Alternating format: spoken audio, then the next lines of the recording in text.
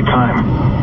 At 6:18 a.m. Central Daylight Time, severe thunderstorms capable of producing a tornado were located along a line extending from 8 miles south